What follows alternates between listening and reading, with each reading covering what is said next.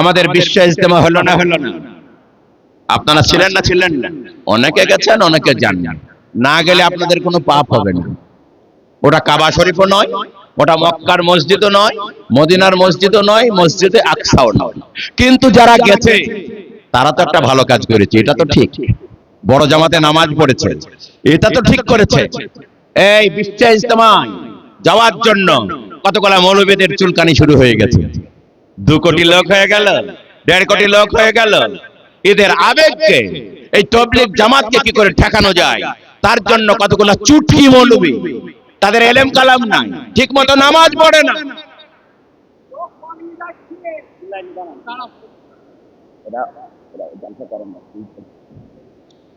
বুঝতে পারলেন না?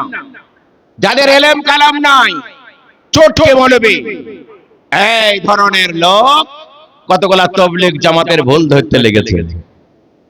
তবলিগ জামাতে হাদিস জানে না, বেদাত, ওদের কাছে কোরআন থাকে না, ওদের কাছে ফাজাইলে আমল থাকে।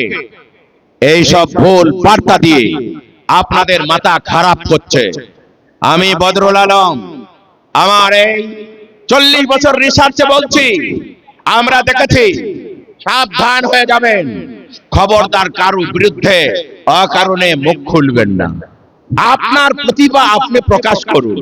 দেওবন্দ ভাগ হয়েছে, তবলিগ দুভাগ হয়েছে, ওই আপনার মাজাহির দুভাগ হয়েছে, জমিয়ত দুভাগ হয়েছে, আবার ফারাজিরা তো হাজার হাজার ভাগ হয়েছে। এতে কোনো ক্ষতি হয়নি, মানুষের কাজ বেড়েছে, আলেম ওলামা কাজ পেয়েছে। মাদ্রাসা বেড়ে গেলে আলেম ওলামারা কাজ পায়, বেশি ছাত্র পড়তে পারে। তবলিগ হওয়াতে, আপনার দুভাগ হওয়াতে বেশি কাজ পেয়েছে। বরং আমি বলবো, কোন তবলিগ করবেন সেটা আপনার ব্যাপার, কেউ আপনাকে বাধা দেবে না, কিন্তু তবলিগের বিরুদ্ধে যাবেন না। আপনি হয়তো জানেন না, আপনার বাপ যেখানে যেতে পারতো না, তবলিগের জামাত সেখানে গেছে।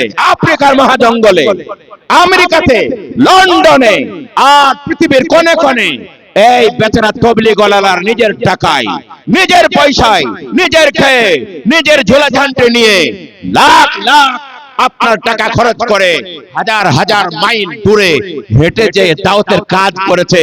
যেখানে জীবনে মসজিদ হওয়ার সম্ভব ছিল না, সেখানে হাজার হাজার মসজিদ হয়েছে। যেখানে মাদ্রাসা হওয়া সম্ভব ছিল না, মাদ্রাসা হয়েছে। আর যেখানে একজনের দাড়ি হওয়ার কথা ছিল না, সেখানে দাড়ি হয়েছে। তো মৌলবীর বেটার বাপে, তো মৌলবীর বাপও যেতে পারতো না।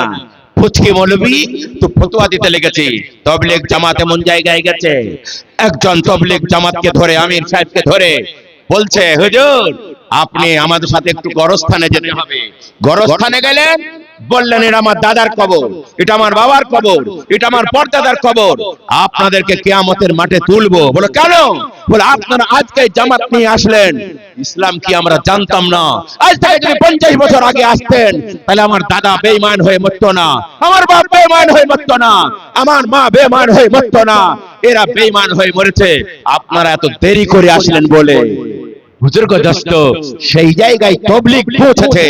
এই জন্য খবরদার, একটা ভালো কাজ এর বিরুদ্ধে যে আপনার ঈমান আমল নষ্ট করবেন না।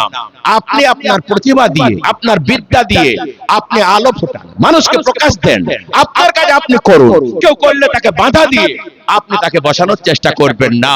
আপনার যদি যোগ্যতা থাকে, আপনি ভালো কথা বলে, ভালো আমল দিয়ে, ভালো বক্তৃতা দিয়ে, আপনার প্রকাশ দিয়ে মানুষকে হেদায়েত করুন। কিন্তু কেউ ভালো কাজ করলে তাকে বাধা দিয়ে বসিয়ে দেওয়ার চেষ্টা করবেন না। এইসব ফুচকা মৌলবীদের কথা শুনবেন না। দাওয়াত তবলিগের মেহনতের দ্বারাতে হাজার বেদাড়ি, হাজার মস্তান, হাজার চোর, হাজার ডাকাত, হাজার আপনার বুজুর্গ দোস্ত কাফের বেঈমান সব মুসলমান হয়েছে আর মসজিদ মুখ হয়েছে। এটা আপনারা ভালো করে মাথায় করে নিয়ে যাবেন। খবরদার, যারা বাধা দেয় তাদের কথা শুনবেন না।